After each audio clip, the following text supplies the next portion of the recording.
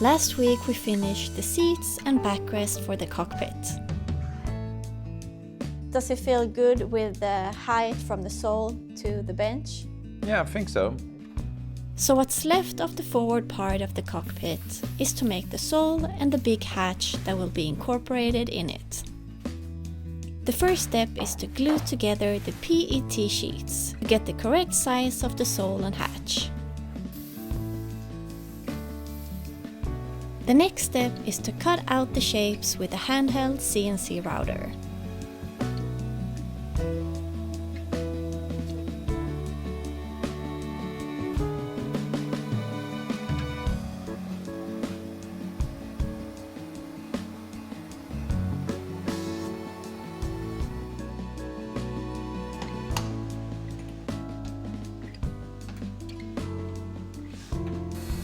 Then Johan cut the edges 45 degrees with the saw.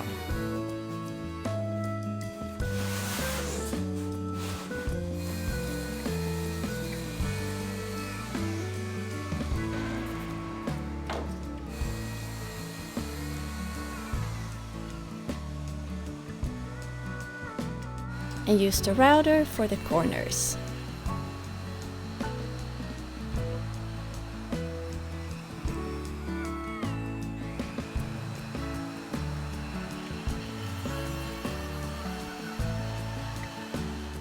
The last step before preparing for lamination is to sand the edges.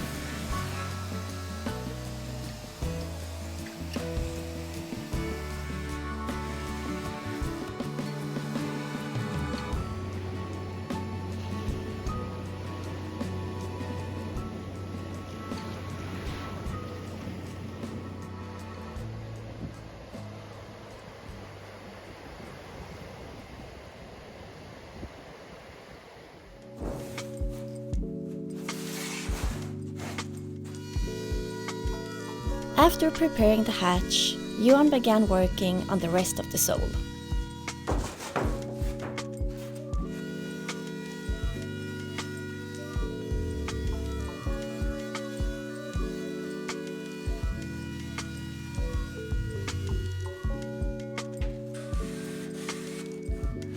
Like Johan explained last week, parts of the sole will have triple the thickness.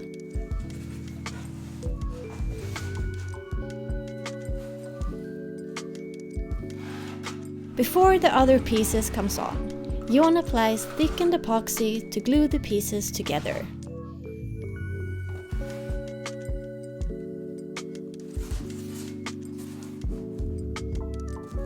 Making sure the placement is right.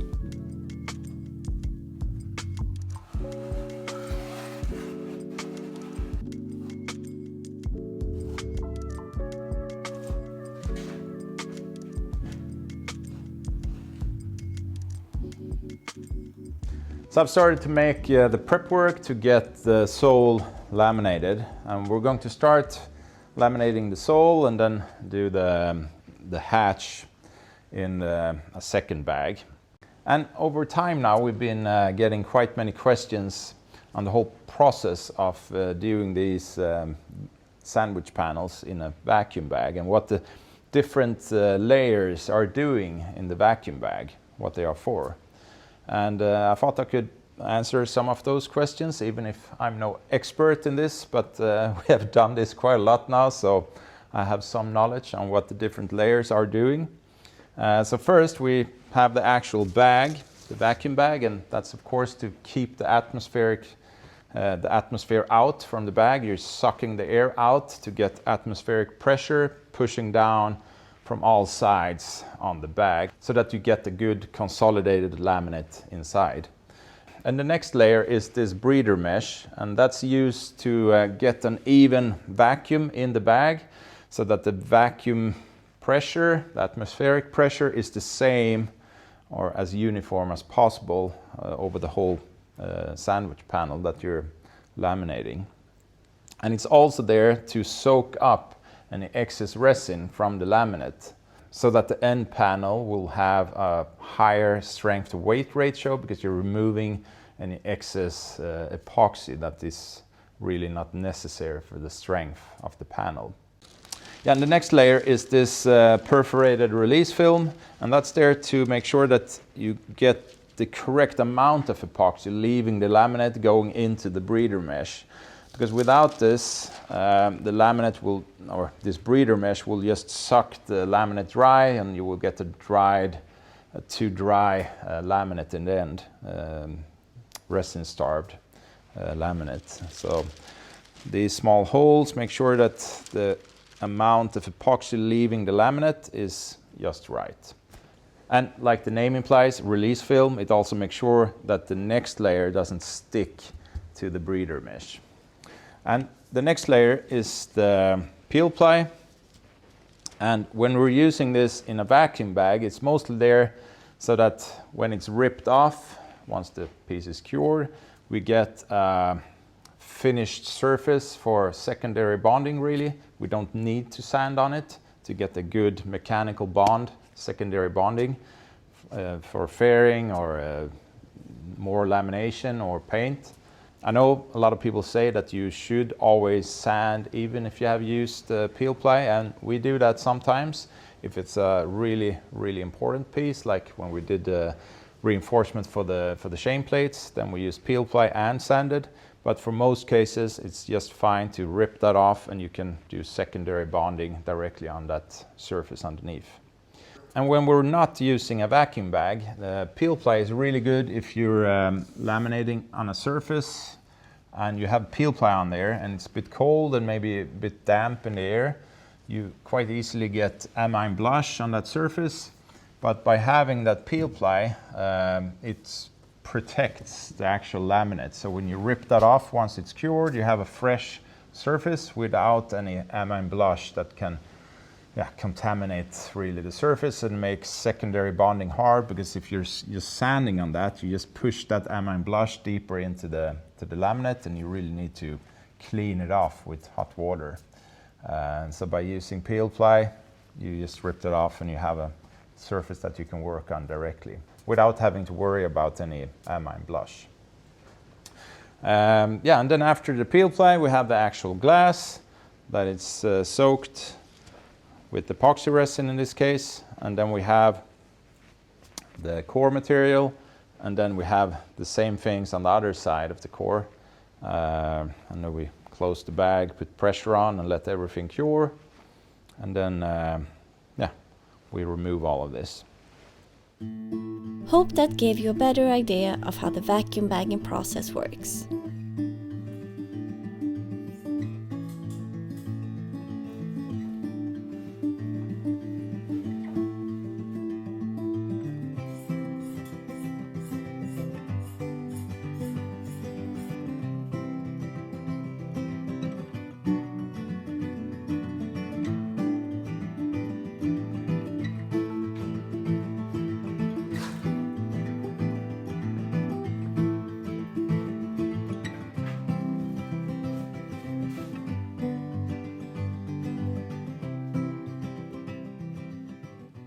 So yesterday I finished almost all the prep work for doing the lamination of the sole. It's probably going to be a pretty complicated piece because it's not totally flat.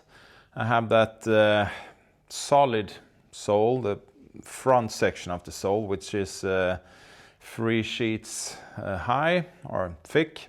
And the glass needs to go over the edge there on the front and on the back side of that and get into the corner to really conform to that shape. And I've made a radius here, and there's also a radius on the actual foam to make that easier. And the same here around the edges of the actual hole for the hatch. So the only thing left now is to put down the tape on the bag so I don't have to stress with that later on. And then it's time to whip up some epoxy and start laminating and hope for the best.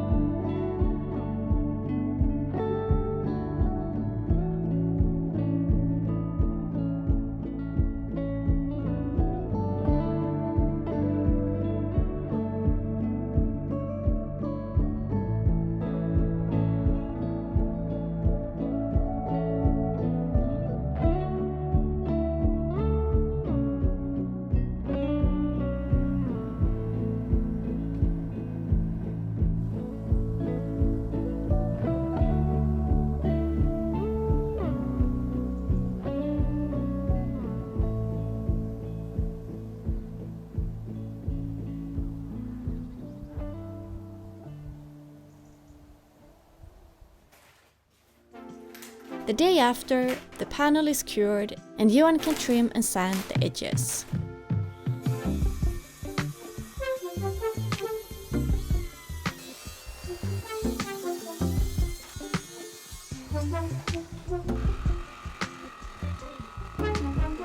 I was doing the weekly cleanup in the barn.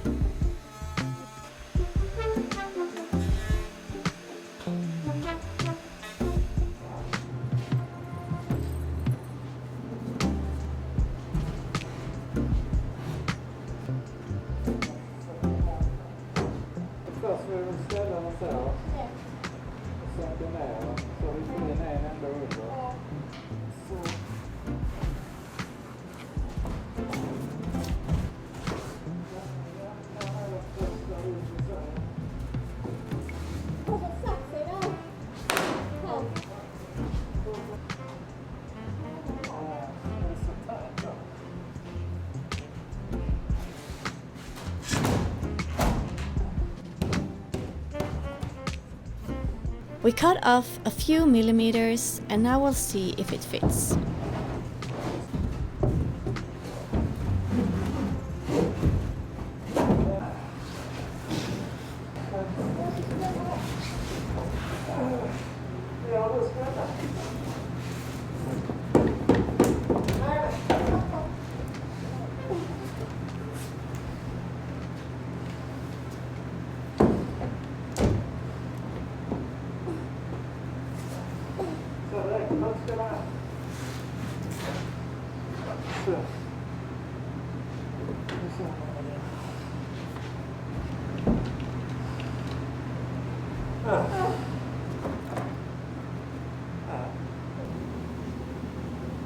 We're trying to adjust the tilt of the sole so that the water will run to the drains back here before we need to get it right before we glue it in.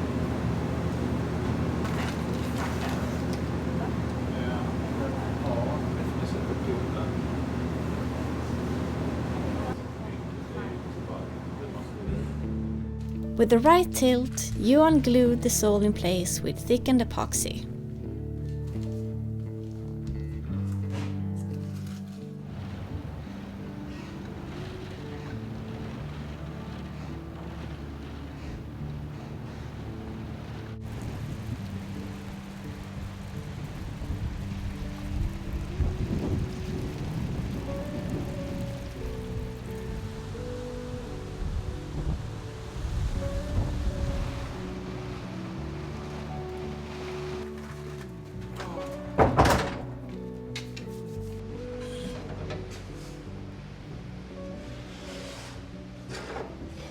So the sole is in place and I think it turned out really well.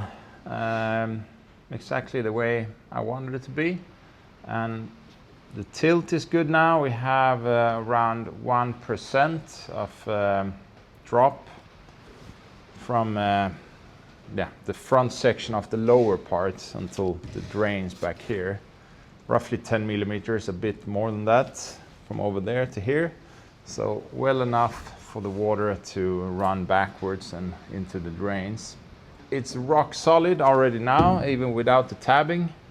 It's really stiff, so I'm not too concerned that the hatch will be flexible, even if it is a very big hatch, but it will be twice the thickness on the foam in that compared to what we have on the sides here, because we have this span across here, so we want it to be really stiff. And we will also mount the table in the actual hatch, so it needs to be really stiff and really, it shouldn't move around, because then the whole table will rock back and forth. And the table, that base for the table, will be something that you will hold on to when it's rough, so it needs to be really solid, this whole thing.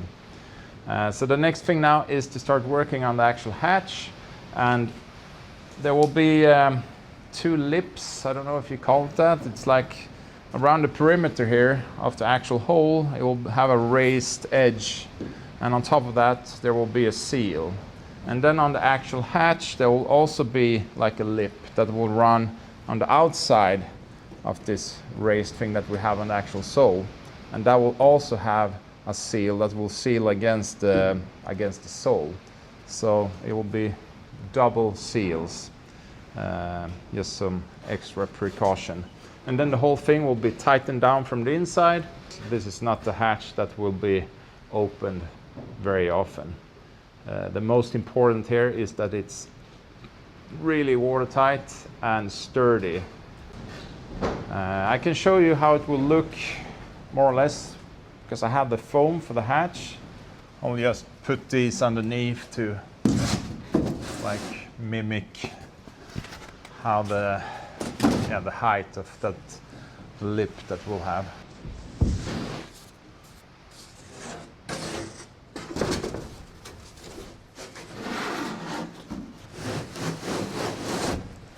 So this is more or less how it will look once the hatch is in place. The top of the hatch will be in level with the solid piece of the sole that we have up front. And then we have these cutouts so we can clear the drains or retrieve stuff that we have maybe dropped on the sides, and also to get the grip of the hatch if we wanted to lift it up. Yeah, the weather is crazy outside at the moment. It's pouring down and it's quite windy. It's not quite a storm, but almost. I guess on the west coast it is a full storm, but here we're a bit inland, it's a bit less.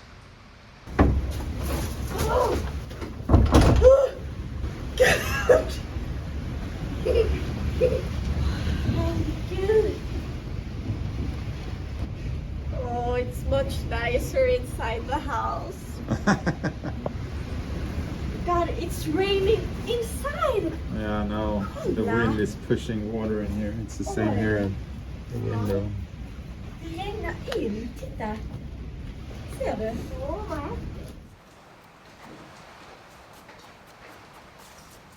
The storm Amy is raging outside now, but I don't think it's gonna get worse than this.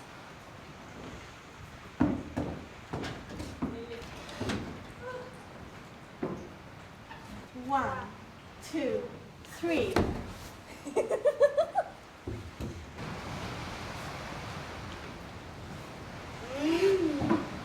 You think it's okay, the height of the sole? I think it's perfect. And even if we made these, was it 5 centimeters more narrow, the seats, they are still deep. Yeah, I know. So I will be able to see above the däcksalon. Vi kan ha detta rummet fyllt med gosedjur kanske. Yeah! Istället för motor. I mean, this hatch is gonna be huge. It's so big.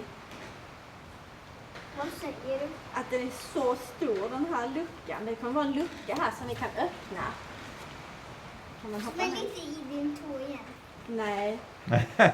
Bra tänk. Vera said, don't get your toe in between that hatch. So you hurt your toe again. Bra Vera, helt rätt. Det ska jag inte göra. Nej, den här, this hatch you won't be able to lift on your own. Den här kan man inte lyfta själv, den här luckan Vera. Kanske pappa. Are you worried about the barn? A little bit. Yes. I don't like these sounds. Vera, vi måste upp på fördäck. Vi måste fixa linorna. Vi måste upp på fällarna. Vi är ute på fällarna på din sida. Åh gud, det är helt lågt. Hello! Hey. Let's check windy for the weather forecast. Let's see how bad it looks. Follow. 34. 34 knots average wind out on the sea south of us. We're here. 34 står det. No, we're not there. We're there. I've moved to Blekinge. Yeah, it's raining inside. We have a hole in the roof. We've had it for a long time. We should have fixed that last weekend. I know. That would have been smart. But long overdue. We really need to rent that sky lift and fix that once Jag and vill for all. gå in. Yeah, she wants to go inside. Yeah. Want ice cream. Thanks for watching, guys, and we'll see you back next week.